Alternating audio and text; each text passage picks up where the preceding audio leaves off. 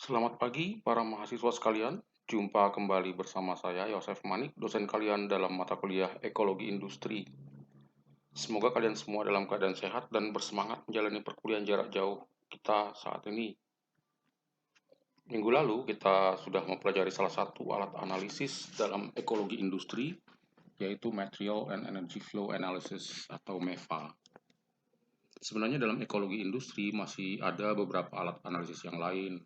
Salah satu yang cukup populer adalah Life Cycle Assessment. Namun itu tidak kita bahas dalam mata kuliah ini, melainkan di salah satu mata kuliah pilihan, yaitu Asesmen Teknologi yang ditawarkan pada semester 7. Nah, minggu ini kita akan melanjutkan pembahasan kita untuk mempelajari strategi dalam ekologi industri. Salah satu strategi itu adalah cleaner production atau produksi bersih. Capaian pembelajaran kita dalam topik ini adalah kemampuan menerapkan konsep-konsep produksi bersih dalam memperbaiki proses produksi dengan memberikan rekomendasi rencana aksi yang diwarnai oleh konsep produksi bersih dalam manajemen lingkungan pada skala industri. Tentu kalian masih ingat bagaimana ekologi industri menggunakan pendekatan sistem dalam mengelola sebuah sistem industri yang terhubung atau menjadi satu kesatuan dengan ekosistem alam. Tujuan dari ekologi industri adalah menciptakan sebuah sistem industri yang menggunakan sumber daya alam dalam jumlah minimal, menghasilkan limbah juga dalam jumlah minimal, dan meminimalisir kerusakan alam yang mungkin ditimbulkan oleh prosesnya. Itulah yang kita kenal dengan sistem industri siklus tertutup. Kita juga baru menyelesaikan pelajaran kita mengenai alat analisis dalam ekologi industri yang bernama analisis aliran material dan energi atau Material and Energy Flow Analysis. Saya harap kalian sudah mahir menggunakan alat ini sebagai sistem penilaian sistematis terhadap aliran stok dan aliran dan stok material dan energi dalam sebuah sistem. Dengan MEFA ini, sebagaimana sudah kita latih beberapa kali dalam soal-soal latihan, kita bisa menganalisis kuantitas dan aliran material dan energi yang mengalir melalui satu sistem yang kita definisikan. Dari situ kita dapat mengetahui skala dan perbandingan kuantitas dan jenis aliran yang mengalir dalam sistem yang ingin kita analisis. Kalian juga sudah sedikit banyak memiliki wawasan tentang sistem produksi karena kalian sudah mengambil mata kuliah praktikum sistem produksi ya. Di antara banyak definisi, benang merah dari sistem produksi adalah sebuah metode, prosedur, atau tata cara yang melibatkan segala fungsi untuk mentransformasi input menjadi output yang mempunyai nilai tambah. Dalam proses produksi, sangat mungkin bahwa sekumpulan input dirubah menjadi sekumpulan output, di mana dari perspektif produser, tidak semua output tersebut mempunyai nilai tambah sebenarnya. Gambar pada slide ini, sebelah kanan ini, mengilustrasikan sebuah proses produksi dengan dua input, yakni raw material dari sebelah kiri panahnya dan auxiliary material dari atas panahnya masuk ke box tersebut. Melalui serangkaian proses yang tidak kita gambarkan seberapa kompleks, tapi anggaplah itu semua ada dalam box ini, kedua input ini dirubah menjadi 4 output. Dari 4 output itu ada satu yang merupakan produk yang diinginkan, panah putih ke sebelah kanan. Selebihnya adalah produk sampingan yang tidak dapat dihindarkan, tetapi bukanlah merupakan produk yang menjadi tujuan proses ini. Dalam hal ini, kita perlu memahami dua istilah yang terkait dengan model kita ini, yaitu byproduct dan waste. Saya mengambil definisi dari dokumen dari Uni Eropa yang mendefinisikan kedua istilah tersebut. Byproduct adalah barang atau objek yang merupakan hasil dari sebuah proses produksi yang tujuan utamanya bukanlah memproduksi barang tersebut. Waste adalah benda atau objek yang dibuang oleh pemiliknya, ingin dibuang oleh pemiliknya, atau yang diharuskan untuk dibuang oleh pemiliknya. Byproduct dan waste itu adalah dua istilah yang berbeda, tapi dalam prakteknya sering berakhir sama. Sebagai contoh dalam diagram slide ini, satu-satunya output yang diharapkan dari proses produksi ini sebenarnya adalah desired output. karena hanya output tersebutlah yang memiliki nilai lebih dibandingkan dengan bahan baku. Maka output lainnya, byproduct 1, byproduct 2, dan byproduct 3, oleh produser dianggap tidak berguna. Dan dengan demikian, produsernya menghendaki agar output tersebut dibuang. Dengan sendirinya, byproduct 1 dan 1, 2, dan 3 berubah statusnya menjadi waste. Saya coba membawakan sekali lagi hasil penelitian kami tahun 2018 mengenai MEVA produksi tapioka di sebuah pabrik di Kecamatan Laguboti. Kalau kita amati secara seksama, apabila kita analogikan sistem produksi yang digambar sebelah kiri ini ke gambar sebelah kanan, diagram sebelah kanan seperti yang kita pelajari di slide sebelumnya, maka kita bisa melihat input dan output apa saja yang terlibat dalam sistem ini. Secara sederhana, sistem ini terdiri dari dua input, ubi kayu dan air. Ubi kayu dan air ini ditransformasikan sedemikian rupa dalam banyak unit proses untuk menghasilkan 4 output. Output yang diinginkan tentu saja adalah tepung tapioka. Produk sampingan atau byproduct yang dihasilkan ada 3 jenis. Kulit singkong, cassava peel, ampas tapioka, pulp, dan air limbah atau wastewater. Kalau kita bandingkan dari segi harga jual antara keempat output ini dengan input, tentu saja output lain selain tapioka relatif tidak berharga karena tidak mempunyai nilai jual. Meskipun ada manfaatnya, misalnya sebagai pakan ternak. Namun harga kulit singkong dan ampas tapioka jauh lebih rendah daripada harga ubi kayu, apalagi dibandingkan dengan tapioka.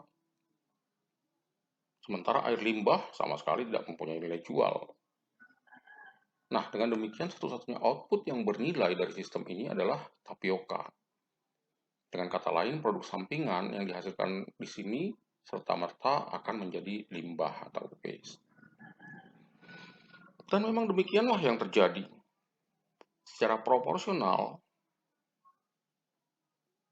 hanya 25% saja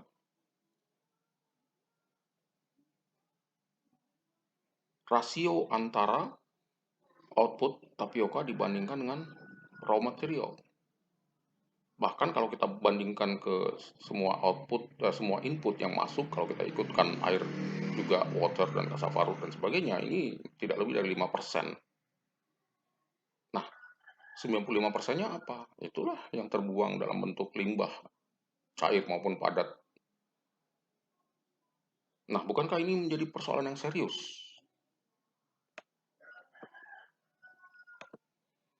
Ya, limbah memang sebuah persoalan serius. Mari kita coba lihat upaya-upaya apa saja yang selama ini telah dilakukan oleh manusia untuk memecahkan persoalan limbah ini. Dalam slide ini ada sebuah tabel yang menunjukkan bagaimana usaha manusia dalam mengelola limbah yang berevolusi dari waktu ke waktu. Sejak dekade 1960-an, setelah industrialisasi makin menyebar dan mengglobal, dunia makin menyadari skala problematika yang ditimbulkan oleh limbah industri. Telah terjadi perubahan sikap yang diambil untuk mengatasi hal ini. Diagram pada slide ini memperlihatkan apa dan bagaimana evolusi konsep manajemen lingkungan industri dari waktu ke waktu. Konsep-konsep manajemen lingkungan ini berevolusi dari yang awalnya tidak dipedulikan, berubah menjadi tingkat praktis sporadis, hingga akhirnya menjadi tingkat radikal dan sistematis. Konsep itu berubah dari pembuangan limbah yang begitu saja, atau yang kita bisa lihat di diagram ini, yang balok yang bar yang paling bawah, waste disposal. Limbah dibuang begitu saja. Lalu berubah menjadi tindakan pengendalian dan pengelolaan limbah, atau di atasnya itu ada pollution control. Berlanjut lagi menjadi upaya minimalisasi limbah dan daur ulang, recycling, sampai pencegahan terjadinya polusi hingga berevolusi menjadi konsep produksi bersih.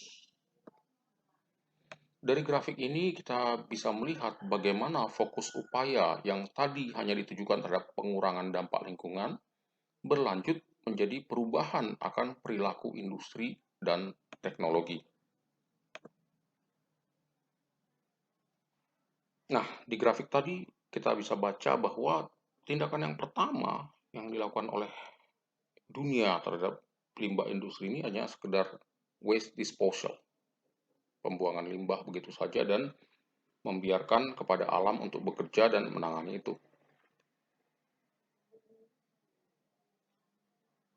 Jadi upaya yang pertama-tama dilakukan adalah pembuangan limbah.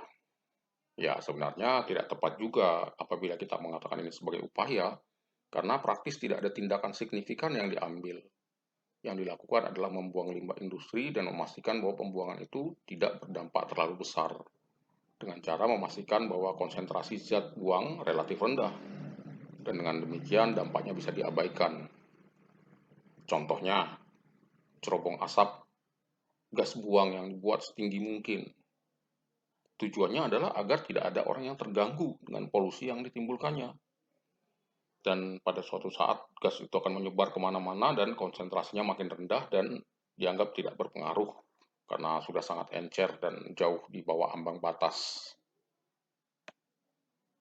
Masalahnya adalah meskipun konsentrasi zat polutan dapat ditekan dan tidak mengganggu aktivitas manusia, jumlah polutan yang dilepaskan ke lingkungan itu tetap sama.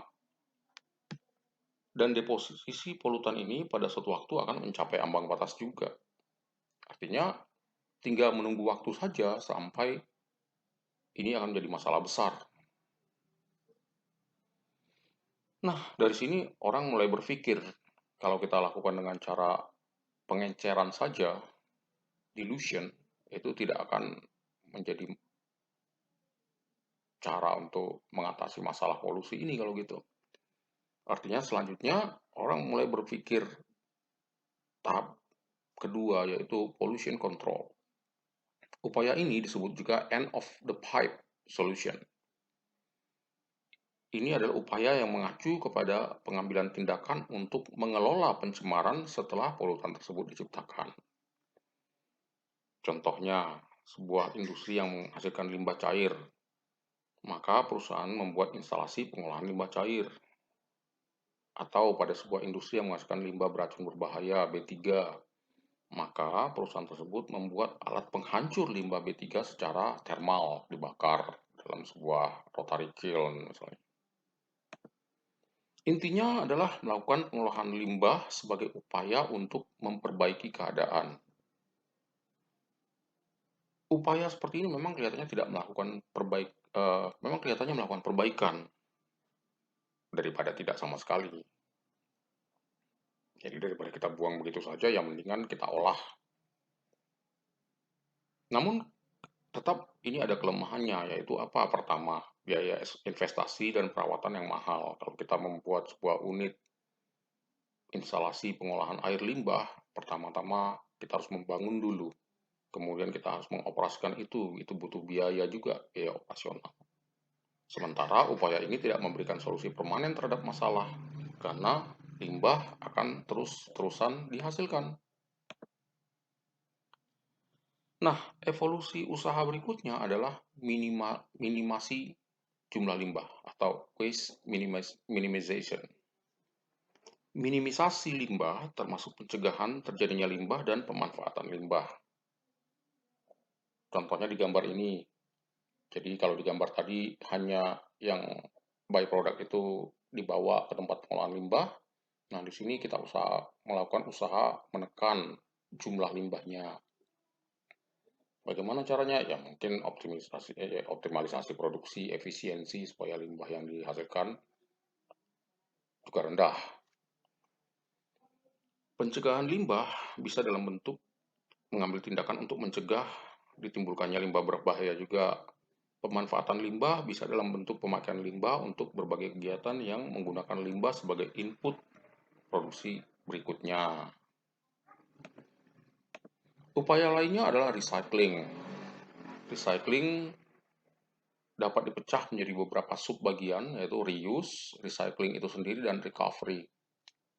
Reuse berarti menggunakan kembali limbah sebagai material dalam proses produksi. Jadi misalnya ada sebuah alat dipakai berulang-ulang, misalnya sebuah kontainer dalam sebuah fasilitas produksi, Kita buatlah kontainer ini sedemikian rupa sehingga dia kuat dan dapat dilakukan berulang-ulang, digunakan berulang-ulang, tidak langsung dibuang.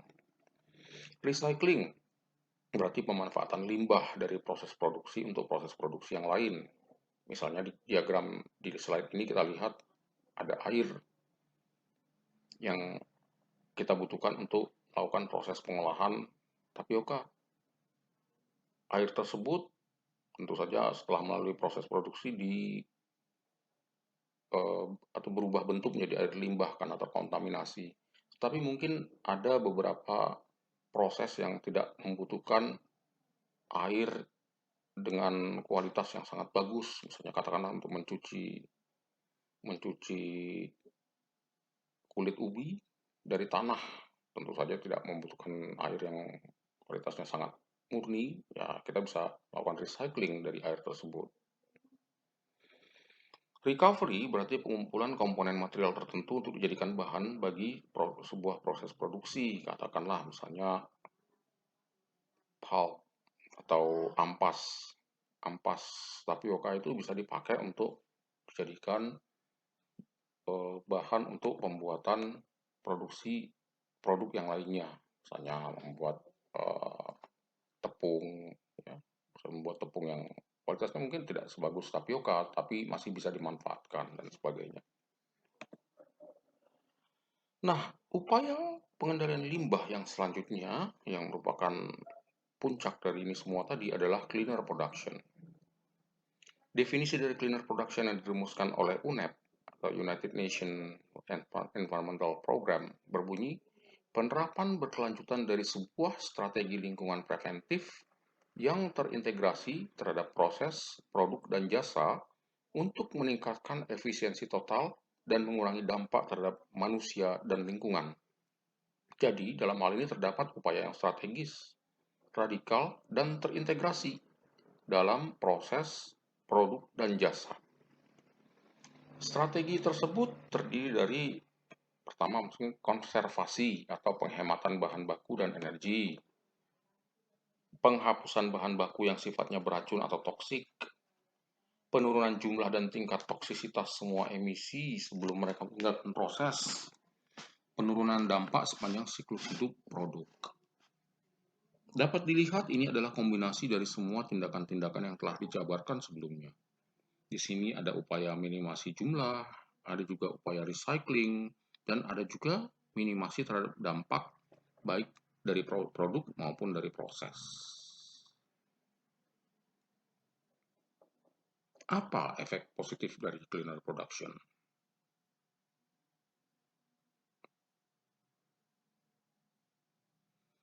Efek positif tersebut adalah yang pertama tidak diperlukannya pengolahan limbah eksternal karena semua limbah telah diupayakan diminimasi dulu sebelum dibuang, sebelum dikeluarkan dari proses. Tentunya ini menghemat biaya investasi dan operasi. Yang kedua, meningkatnya profit melalui utilisasi material dan energi yang lebih efisien. Yang ketiga, terpenuhinya peraturan perundangan lingkungan yang semakin hari semakin ketat. Yang keempat, penghematan terhadap biaya, waktu, ruang, dan sumber daya.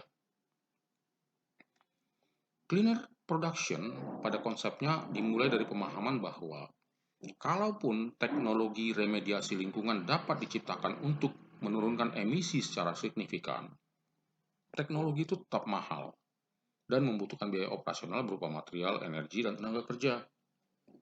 Mahalnya biaya teknologi lingkungan ini mengandung arti bahwa teknologi lingkungan saja tidak menawarkan insentif ekonomi untuk industri.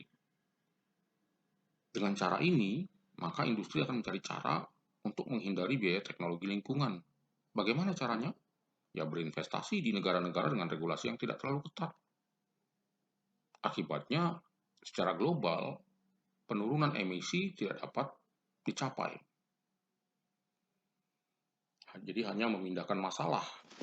Ada suatu negara dengan aturan yang ketat, ada negara lain yang aturannya sedikit lebih rendah, perusahaan akan pindah ke negara yang aturannya lebih rendah, tapi dampak lingkungan akan tetap terjadi, hanya berpindah tempat.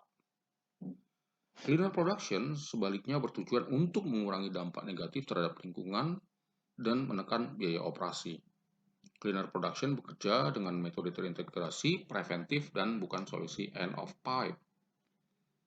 Cleaner production adalah pendekatan konseptual dan prosedural untuk proses produksi yang menuntut bahwa semua fase siklus hidup suatu produk atau proses harus ditangani dengan tujuan pencegahan atau minimalisasi risiko jangka pendek dan jangka panjang bagi manusia dan lingkungan. Di samping insentif ekonomi yang sudah dijelaskan pada slide sebelumnya, cleaner production juga mempunyai dimensi manusia. Cleaner production tidak hanya sekedar merubah bahan baku, proses, produk, dan sebagainya, tapi juga merubah budaya perusahaan dan sikap manusia di dalamnya. Intinya adalah perubahan pola pikir. Oleh karena itu, dalam menerapkan cleaner production, perusahaan juga harus memperhatikan perbaikan dalam mentalitas dan budaya yang selama ini telah berlangsung di perusahaan tersebut. Kesuksesan penerapan cleaner production sangat tergantung dari bagaimana orang-orang di perusahaan tersebut peka dan peduli terhadap tujuan dan penerapan cleaner production. Demikianlah sekilas yang bisa saya sampaikan pada saat ini sebagai pengantar untuk memahami cleaner production sebagai strategi dalam ekologi industri. Untuk memperdalam pemahaman kita tentang topik ini, selanjutnya saya akan berikan beberapa contoh kisah sukses perusahaan-perusahaan dalam menerapkan cleaner production. Sampai di sini dulu kuliah kita hari ini. Terima kasih atas perhatian kalian.